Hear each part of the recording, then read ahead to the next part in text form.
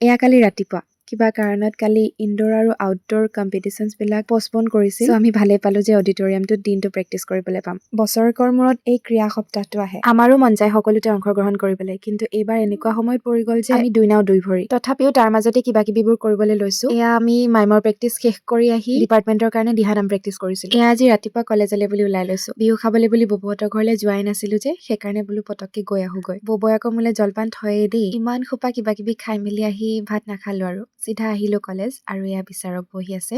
এতিয়া গানৰ কম্পিটিশ্যনবোৰ হৈ আছে আৰু এইফালে প্ৰতিযোগীসকল বহি আছে। মই পিছে গান গাবলৈ যোৱা নাই দেই, আমাৰ কেইগৰাকীক চিয়াৰ আপ কৰিবলৈহে গৈছিলো।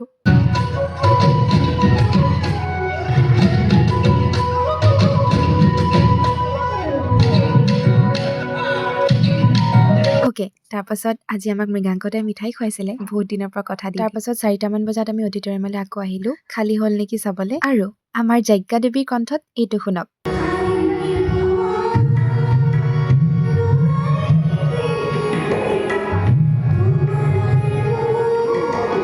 এফালে চলি আছে কম্পিটিশ্যনবোৰ আৰু আমি ফটোৱামি কৰি আছো।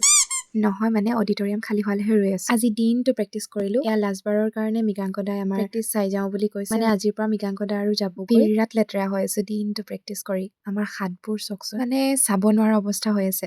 তাৰ পাছত শেষৰ বাৰ প্ৰেক্টিচ কৰি মাইমৰ খিনিতো গ'লগে আৰু মই থাকি গলো। মানে একেকোবে নাটকৰ প্ৰেক্টিচো কৰি যাওঁ বুলি। এই সময়খিনিত যে অত্যন্ত ভাগৰুৱা মই ৰাইজ, উইথ গাৰ বিষ, ভোক এটচেট্ৰা এটচেট্ৰা।